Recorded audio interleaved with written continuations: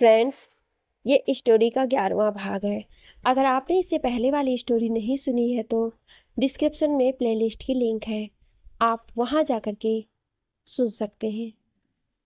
हर रोज़ story का नया भाग देखने के लिए चैनल को सब्सक्राइब करके बेल आइकन को प्रेस कर लें ताकि नई आने वाली वीडियो की नोटिफिकेशन सबसे पहले आपको मिल सके।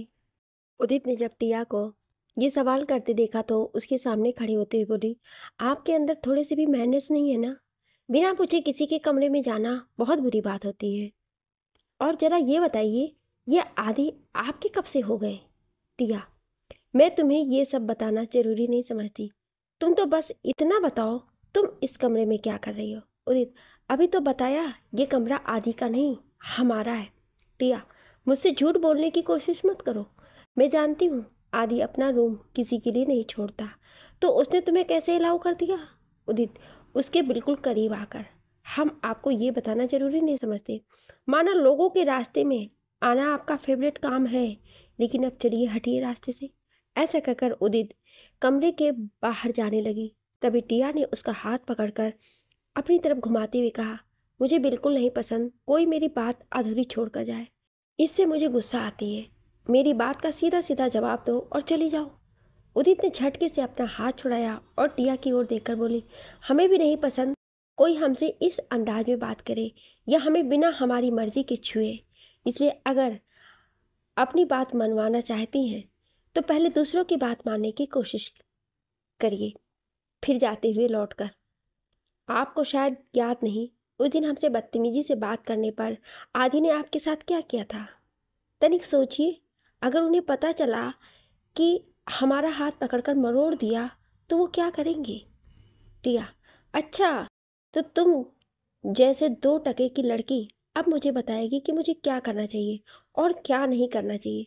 वैसे शायद तुम्हें सच्चाई नहीं पता कि मैं और आदित्य अब साथ हैं, इसलिए इस घर में घुसने के अपने बेहतरीन प्लान्स को यही रोक दो।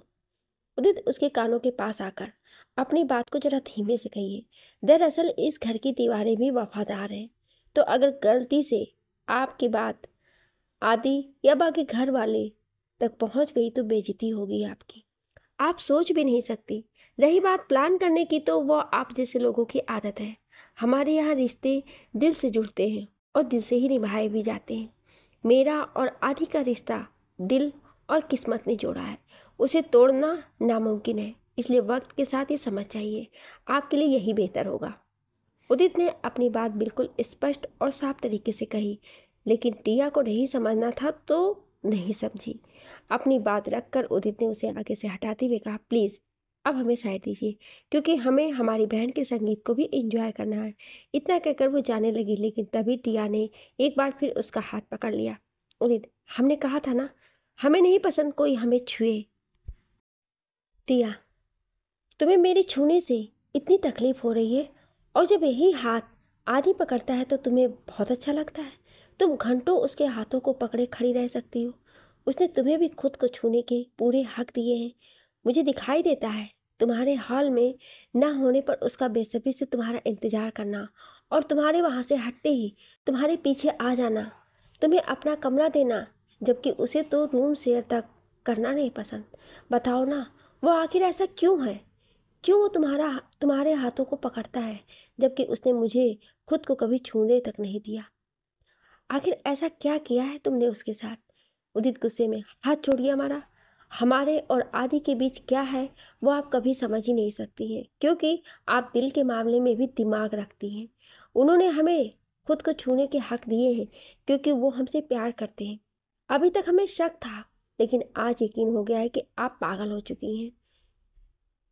अपने लालच और जुनून के चक्कर में आप अपनी बेशकीमती दोस्ती को दांव पर लगा रही हैं, जिसके आगे प्यार मोहब्बत जैसी चीज़ें मायने ही नहीं रखती। आदित्य जी आपसे प्यार नहीं करते, ये बात आपको खल रही है, लेकिन वो आपको अपना बेहतरीन दोस्त मानते हैं। इसके बारे में भी कभी सोचा है आपने? आप तो उनसे प्यार की उम्मीद लगाए बैठी हैं, जबकि आप भी अच्छे से जानती हैं प्यार ज़बरदस्ती हासिल करने वाली चीज़ है ही नहीं। इतना कहकर उदित अपना हाथ छुड़ाकर वहाँ से जाने लगती है, लेकिन टिया उसका रास्ता रोक लेती है। टिया, तुम अपना ये लेक्चर खुद तक ही रखो तो बेहतर होगा, और तुमने ठीक ही समझा है। हाँ, पागल हूँ मैं, वो आदि के लिए, लेकिन उसके साथ मुझे उसकी प्रॉपर्टी भी चाहिए। क्या हुआ अगर वो मुझसे प्यार नहीं करता? मैं तो करती हूँ ना, यही काफ़ी है मेरे लिए। और किसने कहा प्यार ज़बरदस्ती नहीं कराया जा सकता है? तुमने कहा वो तुमसे प्यार करता है, कोई बात नहीं, मैं तुम्हें जिंदा ही नहीं रहने दूंगी। तो वो किसे प्यार करेगा? मुझे ही ना। एक बार किसी तरह बच गई तुम। किस्मत हर बार तुम पे मेहरबान नहीं रहेगी, हर बार तुम नहीं बचोगी। टिया ने एक रहस्यमयी मुस्कान चेहरे पर लाते हुए कहा। उदित, बच गए से क्या मतलब है आपका? ऐसा क्या किया था आपने? टिया उदित के पास आई और उसके कान से के पास जाकर धीरे से बोली, तुम जानना नहीं चाहोगी कि गणेश पूजन के दिन अचानक तुम्हारे पास ही आग क्यों लगी?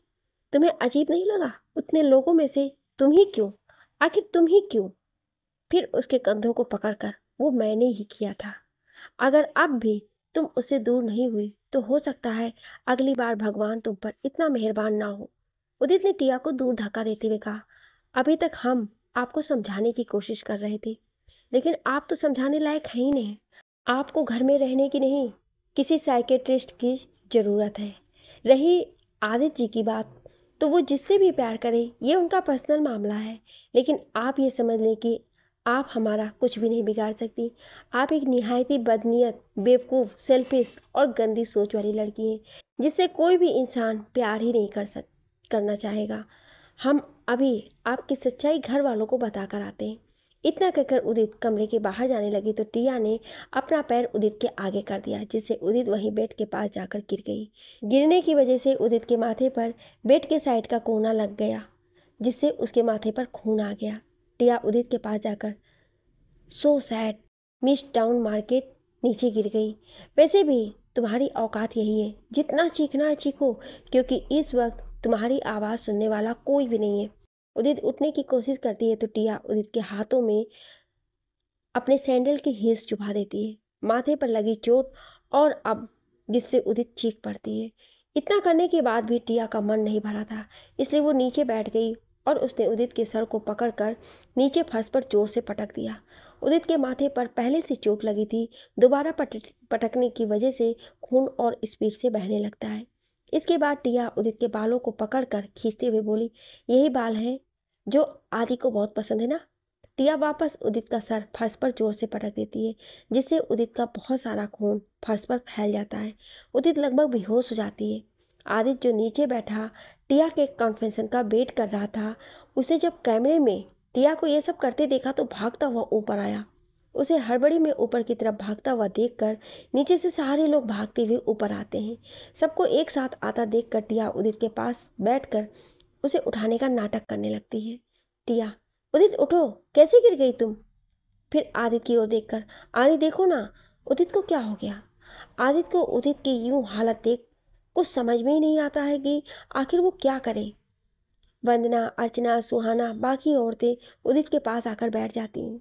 सुहाना उदित का सर अपनी गोद में रखकर एक रुमाल से उसके माथे के खून को साफ करती है। उदित अभी भी बेहोश ही है। नीरो दौड़कर ग्लास से पानी लाता है। वंदना उदित के चेहरे पर पानी की छींटे डालती है तो उदित को कुछ होश आता है। उदित को होश आता है और सबको इसके साथ बिजी होते देख टिया वहां से निकलने का सोचती है। वो आगे बढ़ी ही होती है, तभी जीजू उसका हाथ पकड़कर उसे रोकते हुए बोले, इतनी भी क्या जल्दी है जाने की मोहतरमा?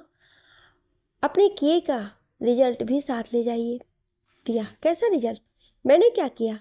टिया ऐसे रिएक्ट करती है जैसे उसने कुछ किया ही नहीं है। इसका इतना कहना था कि आदित्य ने टिया के सामने आकर उसे एक थप्पड़ मारा और बोला, तुमने जो भी किया उसे देखकर ही मैं ऊपर आया हूँ। तुम तो औरत के नाम पर धब्बा हो। लोग कहते हैं औरत का सबसे बड़ा दुश्मन मर्द होता है, लेकिन हमारे नजरिए में तुम जैसी औरतें ही औरतों की सबसे बड़ी दुश्मन होती हैं। तुम्हारी हिम्मत भी कैसे हुई उदित को दोबारा नुकसान पहुंचाने की? आदित्य का ये कहना था कि घर की सारी औरतों की नज़र टिया की तरफ घूम गई। आदित्य ने आगे कहा, जानता तो पहले से था कि गणेश चतुर्थी की आरती के वक्त जो हादसा उदित के साथ हुआ था उसमें तुम्हारा हाथ था, लेकिन स्ट्रांग विटनेस नहीं था, इसलिए अभी तक तुम बची रही। लेकिन आज तुमने खुद अपने मुंह से अपने गुनाह कबूल कर लिए और एक उदित को ऐसे हर्ट करके खुद के खिलाफ एक और प्रूफ मुझे दे दिया है, और जो काफ़ी स्ट्रांग है। अब तो प्रूफ भी है और विटनेस भी। अब तुम पूरी उम्र जेल में बिताना, ये सोचते हुए कि अब क्या करूं। फिर नील की तरफ देखकर, नील पुलिस को कॉल करो। मिस्टर सूर्यवंशी ने जब देखा कि टिया पूरी तरह फंस चुकी है तो वो उसके पास आए और नफरत से उसकी ओर देख के गुस्से से बोले, जो तुमने किया वो बहुत गलत था। तुम्हारी वजह से आज मैं सबके सामने शर्मिंदा हो गया हूँ। मुझे शर्म आती है तुम्हें अपनी बेटी कहते हुए। फिर आदित्य की ओर देखकर, सॉरी बेटा, मुझे नहीं पता था कि टिया के दिमाग में ये सब चल रहा है। आदित्य, आपको सॉरी बोलने की बिल्कुल भी ज़रूरत नहीं है अंकल, और शर्म करने की भी कोई ज़रूरत नहीं है, क्योंकि इसे ये करना ही था। आखिर ये आपकी ही बेटी है, जो आपका ही खून है। बिल्कुल आप जैसे ही धोखेबाज, दगाबाज, दोस्त के पीठ में छुरा घोंपने वाली आदतें हैं इसमें। मिस्टर सूर्यवंशी अचानक से कहे हुए आदित्य के शब्दों को सुन रहे थे। मिस्टर सूर्यवंशी, ये तुम क्या कह रहे हो बेटे? मैं समझा नहीं।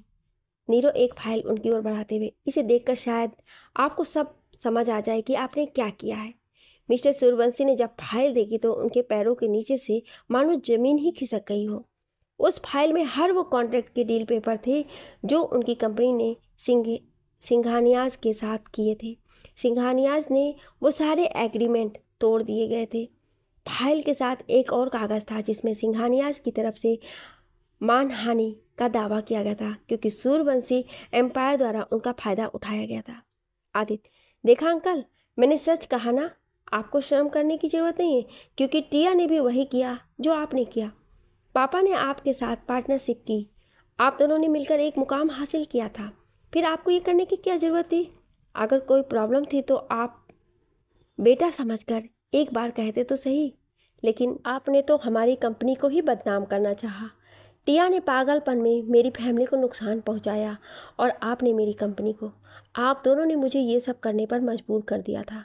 तभी वंदना ने सूर्यवंशी के सामने आकर कहा, हमने हमेशा आपको पापा जैसी ही इज्जत दी, क्योंकि हमें लगता था आप हमारे लिए पापा जैसे ही हैं, लेकिन आपने ये करके जता दिया कि कोई गैर अपना नहीं होता है। फिर टिया के सामने जाकर, हमने हमेशा तुम्हें अपनी छोटी बहन का दर्जा दिया और तुमने हमारे ही परिवार को नुकसान पहुंचाने की कोशिश की। उदित जी, जिन्हें देखकर अजनबी को भी प्यार हो जाए, उन्हें आपने इतना दर्द दिया। आप सच में किसी के प्यार के लायक नहीं हैं। आप लोग सच में क्रिमिनल्स हैं, और क्रिमिनल्स की जगह घर में नहीं जेल में होती है। आपको वहीं रहना चाहिए। हमें उम्मीद तो नहीं है, लेकिन इसके बाद शायद आप सुधर जाएं। तब तक वहाँ पुलिस आ चुकी थी। शांतनु, ले जाइए आप इन्हें यहाँ से। हम नहीं चाहते कि अब और निगेटिविटी रहे इस घर में। पुलिस दोनों को पकड़ती है, सबकी नज़र उदित पर रहती है। तभी टिया अपना हाथ लेडी पुलिस से छुड़ाकर उदित की ओर झपटती है, लेकिन उसके और उदित के बीच आदित्य बीच में आ जाता है। आदित्य उदित को अपने सीने से लगाकर टिया की तरफ अपनी पीठ करते हुए कहता है, तुम 2 बार ये गलती कर चुकी हो, अब कभी मत करना, वरना तुम आदित्य राय सिंघानिया का वो रूप देखोगी जो तुमने कभी इमेजिन भी नहीं किया होगा। टिया, तुम्हें क्या लग रहा है, सब ठीक हो गया? No mister Aditya Rai Singhania, this is not ending, this is beginning to a new war. मैं भी देखती हूँ कितने दिन तुम मिस टाउन मार्केट को प्रोटेक्ट कर पाते हो। आदित्य उदित को अपने सीने से लगाए हुए ही, जब तक आदित्य राय जिंदा है तुम उदित का कुछ भी नहीं बिगाड़ सकती, सो ट्राई कर लो। कहकर आदित्य के हाथों को प्यार से खुद के हाथों में पकड़कर उसका सर अपने सीने से लगा लिया। ये देखकर टिया का चेहरा उतर गया। पुलिस टिया और मिस्टर सूर्यवंशी को ले जाती है। नीरो उन्हें पीछे के गेट में से ले गया। नीचे मामा जी अकेले थे तो आदित्य ने सबको नीचे जाने का बोल दिया। नीरो नीचे जाके सारे गेस्ट को रिलैक्स रहकर पार्टी एंजॉय करने को बोलता है। सब एक एक करके बाहर चले जाते हैं। सबके जाने के बाद आदित्य उदित को जोर से हक करता है। उदित भी काफ़ी देर तक उसे वैसे ही पकड़े रहती है। फिर आदित्य के बालों पर प्यार से हाथ फेरकर, हम ठीक हैं आदि, आप परेशान मत होइए। आदित्य के आंखों में आंसू लगभग आ ही गए थे। उसकी आवाज़ भारी हो गई थी। मुझे माफ़ कर दो उदित। टिया की सच्चाई सामने लाने के लिए मैंने तुम्हारी जान खतरे में डाली, ये जानते हुए भी कि वो कितनी खतरनाक है। उदित के माथे पर हाथ रखकर, ज़्यादा दर्द तो नहीं हो रहा है? आदित्य उसके माथे पर किस करके, ठीक हो ना तुम? उदित, हाँ अब तो बिल्कुल ठीक है। आदित्य के सीने पर अपना सर रखे हुए ही, हम बहुत किस्मत वाले हैं जो आप हमें मिले हैं। वैसे हमें टिया के लिए बहुत बुरा लग रहा है। उनकी कोई गलती नहीं थी, वो तो आपसे बस प्यार करती है, वो भी बचपन से। हमें लगता है हमें उन्हें प्यार से समझाना चाहिए। आदित्य, तुम खुद अच्छी हो इसलिए तुम्हें बाकी लोग भी वैसे ही लगते हैं। और फिर तुमने ट्राई तो किया था ना उसे समझाने का। वो प्यार करती थी, मुझे माना, लेकिन उसने उस एक तरफा प्यार में जो भी किया वो पागलपन था। कभी कभी प्यार एक तरफा भी होता है। ऐसे में इंसान को चाहिए कि वो सामने वाले की इमोशंस की कदर करे, ना कि अपने प्यार को जुनून बनाकर किसी को परेशान करे। उसके साथ जो भी हुआ अच्छा हुआ, अब तुम अपने बारे में सोचो। उसके माथे को छूकर कितना दुख रहा होगा। यहाँ आओ तुम। आदित्य उदित को बेड पर बिठाकर उसके माथे पर बैंडेज लगाकर उसकी गोद में सर रखकर लेट जाता है। नीचे सुहाना का संगीत चल रहा है, डांसर डांस कर रही होती हैं। तभी नील शांतनु के पास जाकर, जीजू क्या बोरिंग संगीत हो रहा है। शांतनु, जनाब बताएं, आप बताएं, ऐसा क्या करें जिससे इसे इंटरेस्टिंग बनाया जा सके। नीलू, जीजू आपसे कुछ नहीं होगा, just wait and watch. Neel DJ के पास जाकर उसके कानों में धीरे से कुछ कहता है। उसके वहां से हटते ही डीजे ने क्यूटी पाई सॉन्ग प्ले किया। सॉन्ग प्ले होते ही नील सुहाना के पास आया और सुहाना को फ्लोर पर ले जाकर डांस स्टेप्स करने लगता है। तेरी वर्गी ना बिच दूजी पंजाबी कोई चिक माहिया, क्यों तू खिड़की ते बैठी शरमाए बरंडे उत्ते दिख माहिया। बन्नो टसन तेरा अति फैंटास्टिक, सोशल मीडिया पे हुक्म चलाए, फोन पे बातें करे अपने लेफ्ट हैंड से राइट हैंड पे मेहंदी लगाए। पहले तो सुहाना खड़ी रहती है, लेकिन जैसे नीरव और आकाश फ्लोर पर आते हैं वो भी डांस करने लगती है। बॉयफ्रेंड की तुझे कोई फिक्र नहीं, पहले डेट पे कहे ओके बाय, देवदास की तरह अफसोस हो वो करे, तो तू हंस के इनोसेंट सी शक्ल बनाए, क्यूटी पाए लाल परंदा बांध के।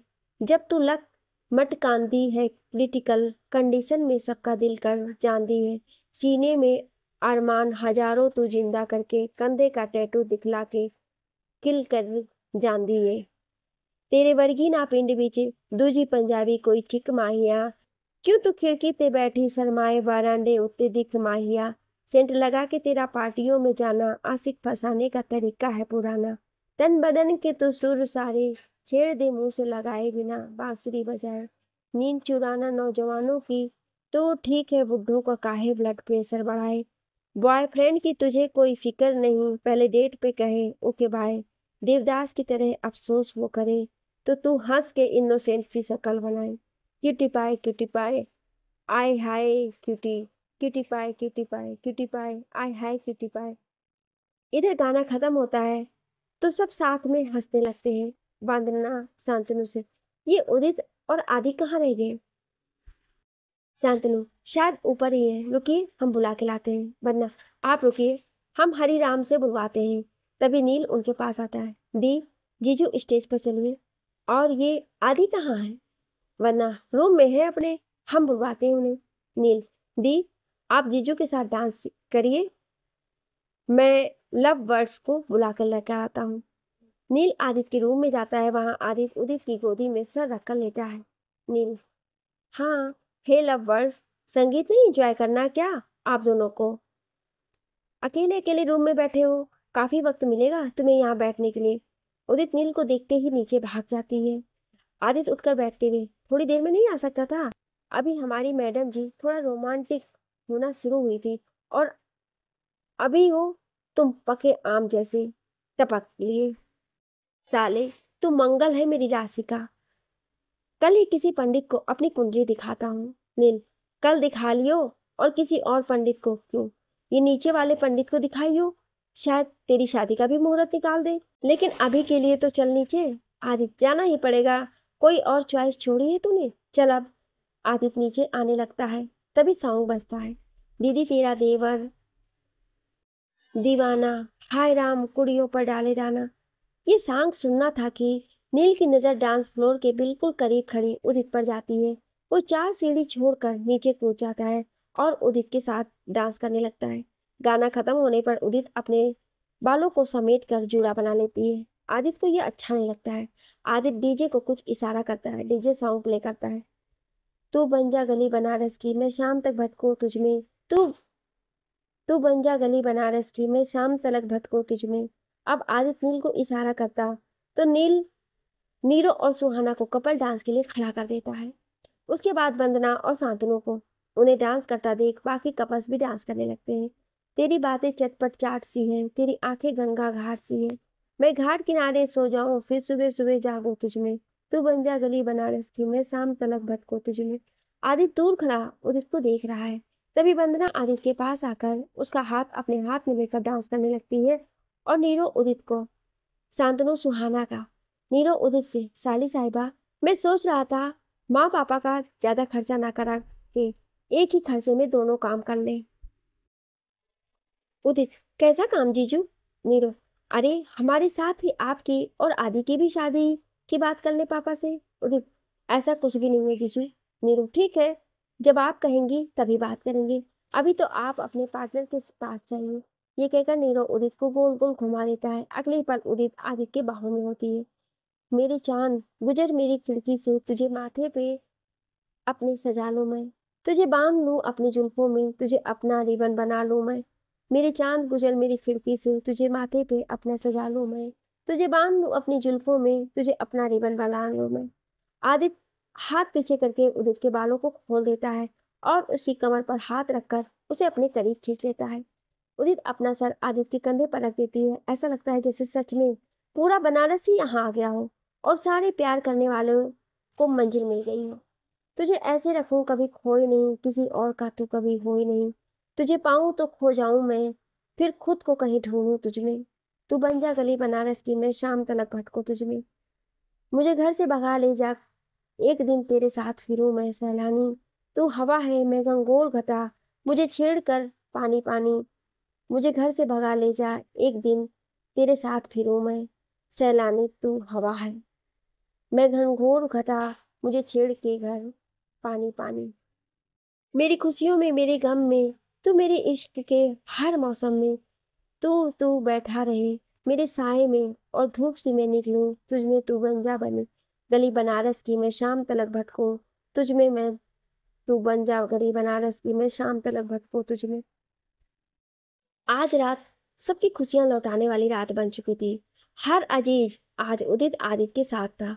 टिया नाम की आफत का इलाज आदित्य कर दिया था। आज पहली बार आदित्य और उदित सबके सामने साथ थे। इधर गाना खत्म हुआ और सबके पैर एक साथ रुक गए, लेकिन एक दूसरे में खोए आदित्य और उदित को इसका ध्यान ही न रहा। हॉल में खड़े हर इंसान की निगाहें उन्हीं के ऊपर है। कारण सिर्फ एक था, आदित्य राय सिंघानिया का किसी लड़की के करीब ना जाना। दुनिया जानती थी आदित्य राय सिर्फ अपने परिवार और फैमिली को इम्पोर्टेंस देता था। ऐसे में किसी लड़की का उसके करीब रहना लोगों के लिए शॉकिंग था। ये तो दुनिया की बात थी, लेकिन उदित और आदित्य दोनों बस ऐसे ही रहना चाहते थे, एक दूसरे के साथ, एक दूसरे के पास। जब काफी देर तक उदित और आदित्य अलग नहीं हुए तो सुहाना उनके पास आकर बोली, आदि, उदित, सब आपको ही देख रहे हैं। इस वक्त आप सेंटर ऑफ ग्रेविटी बने हुए हैं। हमें लगता है आपको लोगों की नजरों से बचने की जरूरत है। सुहाना की बात सुनकर दोनों एक दूसरे से अलग होते हैं। उदित की नजर लोगों पर जाती है, सबको अपनी तरफ देख वो भाग कर वंदना के गले लग जाती है। सबका ध्यान उदित की तरफ देखकर नीरो उनका ध्यान अपनी तरफ करने के लिए माइक लेकर स्टेज पर जाता है। नीरो, मुझे लगता है आज का दिन मेरी जिंदगी का सबसे खूबसूरत दिनों में से एक ही है, क्योंकि आज भगवान जी ने मेरी जिंदगी में उस लड़की को मेरा बनने के लिए भेजा है जो हर वक्त बस मेरी ही रहेगी। आदित्य सुहाना को पकड़कर स्टेज के पास लाता है। नीरो हाथ बढ़ाकर उसे स्टेज पर बुलाता है। इस वक्त स्टेज पर सुहाना और नीरो खड़े हैं। नीरो की आंखें इस वक्त नम हो रही थी। वो बोलना चाहता था, लेकिन शब्द थे कि निकल ही नहीं रहे थे। ऐसे में सुहाना ने उसका हाथ थामा तो उसने बोलना शुरू किया, मैं हर सुबह भगवान को धन्यवाद देता हूँ जो उन्होंने मुझ जैसे अनाथ को ऐसा परिवार दिया, लेकिन मुझे लगता है इसके लिए वो थैंक यू शब्द भी काफी छोटा है। आप में से कई लोग सोच रहे होंगे, मेरे नाम के पीछे तो सिंघानिया है, तो मैं अनाथ कैसे हुआ? इसका कारण सिर्फ मेरा ये परिवार है, जिसने मुझे हर वो खुशियां दी जो कभी मेरे लिए नहीं बनी थी। नीरो की बात सुनकर सब उसकी तरफ देखने लगते हैं। सब जानना चाहते हैं आखिर नीरो खुद को अनाथ क्यों बोल रहा था। इतना कहकर नीरो आदित्य की ओर देखता है तो स्पॉटलाइट आदि पर चली जाती है। आदि को देखते हुए उसने आगे कहना शुरू किया, यह है मेरा आदि और आपके लिए आदित्य राय सिंघानिया। दरअसल आप उस आदि को जानते हैं जो थोड़ा गुस्सैल, बहुत ही ज़्यादा सख्त और अपने वसूलों का पक्का इंसान है। लेकिन मेरे लिए आदि मेरा सबसे अच्छा दोस्त और मेरा भाई है, जो इस दुनिया में मुझे सबसे ज़्यादा प्यारा है। मैं उसके लिए किसी की जान भी ले सकता हूँ और वक्त आने पर अपनी जान भी दे सकता हूँ। आइए आपको मेरी फैमिली के बाकी लोगों से भी मिलवाता हूँ। स्पॉटलाइट अब वंदना और शांतनु पर जाती है। नीरो, वंदना दी जो आदि और आकाश से ज़्यादा मुझे प्यार करती है, और जीजू जो कभी भी उदास नहीं रहने देती। दुनिया में आदि के बाद अगर कोई है जो मेरी बातों को मेरे बिन बोले समझ सकता है तो वो है दी जीजू। दुनिया में लोगों को भगवान से रोज मांगने पर भी ऐसे गिफ्ट्स नहीं मिलते। नीरो उन्हें स्टेज पर बुलाता है और फिर आकाश की ओर देखकर उसे स्टेज पर आने को कहता है। नीरो, आकाश जिसने मुझे बड़े भाई का हक दिया, नानी और मामी जो मुझे अपना प्यार अपना नाम दिया। मामी नानी भी स्टेज पर आ जाती हैं। मामा जी जो अपनी बोरिंग पेंटिंग से मेरी पिक्स बनाते रहते हैं, मामा जी भी स्टेज पर आ जाते हैं। इतने रिश्ते हैं मेरे पास जो मुझे कभी अकेला नहीं महसूस होते देते हैं। फिर भी कहीं ना कहीं माँ पापा की कमी थी। नीरो, शैलेंद्र और अर्चना की ओर देखकर, और फिर माँ पापा के रूप में मुझे सुहाना के मम्मी पापा मिल गए, जिन्होंने मुझे इस काबिल समझा कि अपनी बेटी की जिंदगी में मुझे शामिल होने दें। मैं इन सब का शुक्रगुजार हूँ रहे दिल से। नीरो की आंखों में आंसू आ जाते हैं, साथ में बाकी सबके भी। बंदा नीरो के गाल पर प्यार से थप्पड़ मारकर कहा, छोटे, अगर दोबारा आपने खुद को उस नाम अनाथ से बुलाया तो हम आपसे कभी भी बात नहीं करेंगे। आप हमारे लिए हमारे भाई हैं और आज का सच यही है। इतना कहकर वंदना गुस्से होने का नाटक करके अपना चेहरा दूसरी तरफ करके नीचे जाने लगती है, तो नीरो उसके सामने जाकर अपने कान पकड़कर उसके सामने बैठ जाता है, तो वंदना उठाकर उसे गले लगा लेती है। तभी आदित्य आकर नीरो के पेट पर मुक्का मारता है और उसे आगे खींचकर उसके गले में हाथ डालकर उसकी गर्दन नीचे की तरफ कर देता है, जिससे नीरो को दर्द होता है। नीरो, भाई छोड़ दे, दर्द हो रहा है। अभी तो तेरी तारीफों के पुल बांधे थे मैंने, और तू है कि शाबाशी देने की बजाय मेरा गला तोड़ने पर तुल गया है। अरे अच्छा, तो अभी तेरा गला दर्द करने लगा? जब थोड़ी देर पहले इतनी बड़ी बड़ी बातें कर रहा था तब तेरा गला दर्द नहीं हुआ? बहुत भाषण देने का शौक लगा है ना तुझे? आजा, आज तुझे पॉलिटिक्स में भर्ती करवा के ही मानता हूँ। आदित्य अपने हाथ का कसाव और तेज कर देता है। नीरो, छोड़ भाई, शादी है कल मेरी, मर गया तो सोच तेरी भाभी का क्या होगा। और तो और तेरी सीक्रेट बातों को सबसे छिपाकर कौन रखेगा, सोच। छोड़ दे यार, दर्द हो रहा है। मैं मजाक नहीं कर रहा। गलती से कोई नस इधर उधर हो गई तो क्या करेगा तू? ले हाथ जोड़ता हूँ तेरे सामने मेरे बाप, अब तो छोड़ दे। आदित्य उसका हाथ देखकर, चल इस बार छोड़ देता हूँ, नेक्स्ट टाइम कभी भी ऐसी बातें की तो तेरा गला अपने हाथों से दबाऊंगा और तेरा मुंह तोड़ूंगा, वो अलग। नीरो अपनी गर्दन लेफ्ट राइट घुमाते हुए, ओके भाई। आदित्य, गर्दन ठीक से काम कर रही है या नहीं? नील, अभी तो ठीक ही है, आगे का भगवान जाने। आदित्य, भगवान नहीं, तेरी हरकतें तय करेंगी कि ये ठीक रहेगी या नहीं। नीरो, जैसा तू चाहे मेरे भाई। अभी इन दोनों का यही सब चल रहा था कि नील आया। नील और उदित सुहाना और नीरो की लव लाइफ रिक्रिएट करने का प्लान कर रहे थे, वही तैयारी करने गए थे। नील, भाई तूने सबके लिए कुछ ना कुछ कहा, पर मेरे लिए कुछ नहीं कहा। नीरो आदित्य की ओर देखकर आंख मारती हुई, तू तो मेरे कलेजे का छिलका है, तुझे ऐसे किसी इंट्रो की जरूरत नहीं है।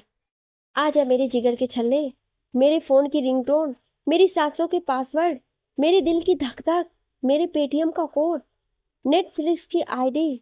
नील, बस मेरे भाई बस कर, वरना तेरे इस इंट्रो से मेरी आंखों से आंसू बहने लगेंगे। नील की ये बात सुनकर नीरो, शांतनु और आदित्य हंसने लगते हैं।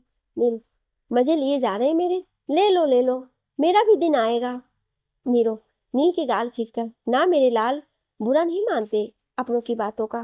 नील, हाँ हाँ पता है। फिर नीरो के हाथ से माइक लेके, यस गाइस, आई नो, बहुत देर से यहाँ बहुत सेंटी बातें हो रही थी, लाइक रोने धोने वाली। तो आप सबको दिखाते हैं एक ऐसी लव स्टोरी जो आवाज से शुरू हुई, नील की बात से सब उसकी ओर देखने लगते हैं, साथ में घर वाले भी। नील, इतना शौक होकर देखने की जरूरत नहीं है।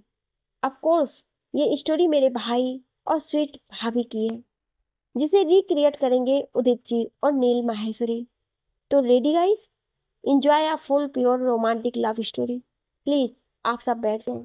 नील के कहने के बाद ही स्टेज पर एक पर्दा गिरता है और जब वो उठता है तो वही सीन सामने होता है जब पहली बार नीरो ने सुहाना की आवाज सुनी थी। ये सीन देखकर सब उन दोनों को देखने लगते हैं तो सुहाना शर्मा के सिर नीचे कर लेती है। नीरो उसके हाथों को अपने हाथों में पकड़ लेता है। नेक्स्ट सीन नीरो का होता है जब उसने पुल पर चिल्लाकर आदित्य को बताया था कि उसे प्यार हो गया है। बंदा उसे देखकर मुस्कुराते हुए बोली, छोटे, सबसे पहले भगवान को बता रहे थे क्या? नीरो, दी, भगवान से सेटिंग कर रहे थे कि लड़की जल्दी मान जाए। शांतनु, तभी तो जल्दी मान गई, वरना हमें तो बड़े पापड़ बेलने पड़े थे। धीरे धीरे सीन आगे बढ़ते हैं। नीरो के लखनऊ जाने और बाकी के सारे भी। सच में ये एक प्योर लव स्टोरी थी।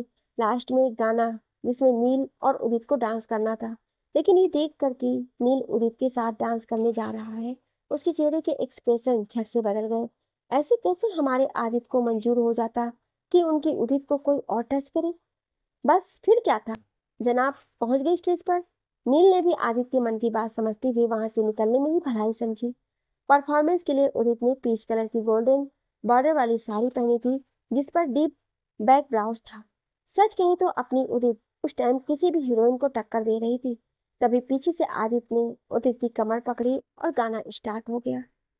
तुम ही तन्हा थे, हम भी तन्हा थे, मिल के रोने लगे, एक जैसे थे, दोनों के गम दवा होने लगे। तुझ में मुस्कुराते हैं, तुझ में गुनगुनाते हैं, खुद को तेरे पास ही छोड़ आते हैं, तेरे ही ख्यालों में डूबे डूबे जाते हैं, खुद को तेरे पास ही छोड़ आते हैं।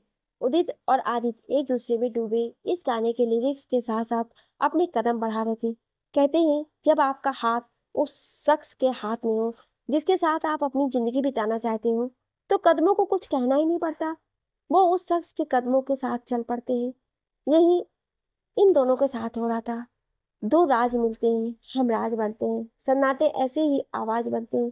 खामोशी में तेरी मेरी सदाएं हैं, मेरी हथेली में तेरी दुआएं हैं, एक साथ तेरा हो तो 100 मंजिलें हैं, तन्हाई तेरी मेरी महफिलें हैं, हम तेरी निगाहों से खुद में झिलमिलाते हैं, खुद को तेरे पास ही छोड़ आते हैं, तुझसे अपनी रातों को सुबह बनाते हैं, खुद को तेरे पास ही छोड़ आते हैं। गाना इतना खूबसूरत था कि हर कोई बस उसमें खोकर ही रह गया। कुछ चीजें सिचुएशन के बिल्कुल साथ चलती है। आज भी ऐसा हो रहा था। उदित और आदित्य की डांस परफॉर्मेंस आज रात को काफी बेहतरीन बना रही थी। इधर गाना खत्म हुआ और उधर हर कपल का हाथ अपने पार्टनर के हाथ में था। और शायद आज ये तो अधूरे लोग आदित्य और उदित भी पूरे हो गए थे। उनकी परफॉर्मेंस के बाद सब एक साथ ताली बजाते हैं। इन सब के बाद जीजू और आदित्य के कहने पर नीरो और सुहाना की रिंग एक्सचेंज करवा दी जाती है, क्योंकि पहले ये नहीं हुआ था। पार्टी के खत्म होने पर और सारे गेस्ट के जाने के बाद जीजू सबका बिस्तर एक साथ हॉल में ही सबका लगवा देते हैं। कारण साफ था, आज पूरी रात सब बात करने वाले थे। सब हॉल में बैठे रहे। नीरो और आदित्य बन्ना की गोद में सर रखकर लेटे रहते हैं। मामी, नानी, अर्चना जी, शैलेन जी और बुआ शादी की तैयारियों की बात कर रहे थे। उदित सुहाना की मेहंदी देख रही थी। रात के 1 बज रहे होते हैं। तभी आकाश नीरो का हाथ पकड़कर कहता है, भैया सब बड़े अपनी बातचीत में बिजी हैं, क्यों ना हम लोग कोई बढ़िया सा गेम खेलें, बहुत मजा आएगा। नीरो, ये भी सही है, वैसे भी जीजू आज कमरे में जाकर सोने नहीं देंगे, ऐसे में बोर होने से बेहतर है कुछ खेल लिया जाए। तभी नील कहता है, नॉर्मल गेम तो सब खेलते हैं, क्यों ना आज ट्रूथ एंड डेयर खेला जाए, ताकि सबके सीक्रेट बाहर आए। सब रेडी हो जाते हैं। नील किचन से बॉटल लाता है। सब बोतल के चारों तरफ बैठ जाते हैं। नील बॉटल स्क्रॉल करता है। बॉटल उदित के सामने रुकती है। नील उदित के सामने बैठते हुए, तो बताओ उदित जी, क्या चूज करेंगी आप, ट्रूथ और डेयर? उदित, हम ट्रूथ चूज करते हैं। नील, अगर आपने ट्रूथ चूज किया है तो मैं आपको बता दूं कि मैं आपसे कुछ भी पूछ सकता हूँ और आपको उसका जवाब बिल्कुल सही देना होगा। उदित, ठीक है, हम तैयार हैं इसके लिए। नील, तो हम सबको बताइए कि आज तक आपने किसी को किस किया या नहीं? उदित, हाँ किया है। उदित के ये बोलते ही सब उदित की ओर देखने लगते हैं, स्पेशली आदित्य। वो इस वक्त उदित की ओर गुस्से से देख रहा था, जैसे आंखों की आंखों में पूछ रहा है कि आखिर वो है कौन, मुझे बताओ, मैं उसका खून कर दूंगा। सबको ऐसे सदमे में देखकर दोनों बहनें हंसने लगती हैं। आरिफ, भाभी, यहाँ हम शौक में हैं और आपको हंसी आ रही है। सुहाना, इसलिए तो हंसी आ रही है, नील जी ने सच बताने को कहा तो बेटू ने सच बता दिया। उन्होंने किस जरूर किया था, पर गाय के बछड़े को। इस बात पर तो सब हंसते हैं, लेकिन उदित खामोश हो जाती है, जो आरिफ देख लेता है। उदित, हम चाय बनाने जा रहे हैं, किसी को पीनी है? सब एक साथ हाथ उठाकर हाँ बोलते हैं। सबके साथ आदित्य हाथ उठाकर हाँ कहता है। बंदा देखो ताज्जुब होता है, क्योंकि ये वही आदित्य था जो चाय के नाम से भी भागता था। उदित उठकर किचन में चली जाती है और उसके पीछे पीछे आदित्य भी उठने लगता है। तभी जीजू उसका हाथ पकड़कर खींच लेते हैं। आदित्य अपना हाथ छुड़ाकर वापस जाने लगता है। इस बार उसे देख कर नील कहता है, तू कहाँ जा रहा है भाई? आदित्य, मैं पानी पीकर आता हूँ। शांतनु, हाँ हाँ साले साहब, जल्दी जाइए, वरना आपका पानी गर्म हो जाएगा। आदित्य इशारों इशारों में ही शांतनु को चुप रहने की रिक्वेस्ट करता है और खुद किचन में आ जाता है। वो देखता है वहां उदित चाय बना रही थी। आदित्य पीछे से उसे पकड़कर, क्या हुआ तुम्हें, तुम ऐसे क्यों चली आई वहां से? आदित्य की इस बात का उदित ने कोई जवाब नहीं दिया, बस सर नीचे करके अदरक कोटती रही। आदित्य, तुम ठीक हो ना? इस बार भी उदित ने जवाब नहीं दिया तो आदित्य ने उसका सर ऊपर किया। उदित की आंखें आंसू से भरी हुई थी। आदित्य, क्या हुआ तुम्हें, तुम रो क्यों रही हो? अभी बाहर तो अच्छी खासी थी। उदित, आपको हम पर बिल्कुल भी भरोसा नहीं है ना? आदित्य, तुम्हें ऐसा क्यों लगा? उदित, हमने देखा, जब हमने हाँ किया तो आपकी आंखों में सवाल था हमारे लिए। आदित्य ने सर पीट लिया। उदित के बहते आंसुओं को पोंछकर उसे अपनी बाहों में ले लिया। आदित्य, मैं बस ये पूछना चाहता था कि मेरी इस तूफान मेल ने किस जानवर को किस किया था, क्योंकि इंसानों को तो तुम हाथ मिलाने के काबिल भी नहीं समझती। तुम पर मुझे इतना भरोसा है जितना खुद पर भी नहीं है।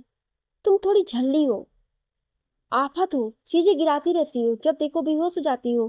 पर एक सच्ची, खूबसूरत और भरोसेमंद और बहुत ही प्यारी पार्टनर हो, जो अब मेरी है। आइंदा इन आंखों में आंसू नहीं होने चाहिए। मुझे इन आंखों में मेरे लिए प्यार ही ज्यादा जचता है। मेरी प्यारी तूफान मेल। उदित, अच्छा जी, तो हम सिर्फ चीजें गिराते हैं, बेहोश होते हैं? आदित्य, और क्या, पता भी है जब से मिले हैं कितनी बार तुम बेहोश हुई हो अभी तक। और रही चीजें गिराने की बात, तो मेरी जान, अभी तो तुम्हारी चाय गिरने वाली है, उसे संभालो। आदित्य गैस पर रखी चाय की ओर इशारा करता है, जो लगभग उफान पर आने ही वाली होती है। उदित, हटिए भी, आपकी वजह से अभी हमारी चाय नीचे गिर जाती। आदित्य, अच्छा, तो अब मुझसे इम्पोर्टेंट ये है तुम्हारे लिए? उदित, हमने ऐसा तो नहीं कहा। आदित्य, तो क्या कहा? उदित, जाइए भी, हम चाय लेके आते हैं। आदित्य, जल्दी आना। इतना कहकर आदित्य हॉल में आता है। उसके चेहरे की चमक देखकर जीजू ने छेड़ते हुए कहा, चेहरे पर इतना ग्लो, साले साहब, क्या कर लिया आपने? और ये बताइए, किचन से पानी ले रहे थे या कुएं से पानी निकाल रहे थे? आदित्य, हाँ जीजू, मैं कुआं ही खोदने गया था। शांतनु, चलिए, हम भी कभी ऐसे ही कुएं से पानी निकालते थे। उदित चाय लेकर आती है, तभी उसे कप में कुछ गिरा हुआ दिखता है, तो वापस जाकर उसे निकाल कर आती है। शांतनु, उदित वापस क्यों चली गई थी? नीरो, शायद चाय जूठी करने गई थी। क्यों, है ना आदि? नीरू के ऐसे कहने पर उदित शर्मा जाती है। अरे, मुझे नहीं पता, तुझे ज्यादा पता होगा, तू मुझसे सीनियर है इस मामले में, तुझे ज्यादा एक्सपीरियंस होगा इन चीजों का। आदित्य ने नीरू का दांव उस पर वापस कर दिया। जीजू, छोटे साले साहब, आप हर बार भूल जाते हैं, ये द ग्रेट आदित्य राय सिंघानिया है, इनसे आज तक कोई जीत नहीं पाया है। क्या स्वैग रिप्लाई दिया है। सबने चाय पी, इसी तरह हंसते खेलते सब बातें करते रहे, इस बात से अनजान कि जिस आफत को उन्होंने दूर करने की कोशिश की थी, वो वापस उनकी खुशी को नजर लगाने आ रही है। आगे की कहानी जानने के लिए सुनिए अगले भाग में। क्या आप अगला भाग सुनना चाहते हैं? तो कमेंट में यस जरूर लिखिएगा। Thank you.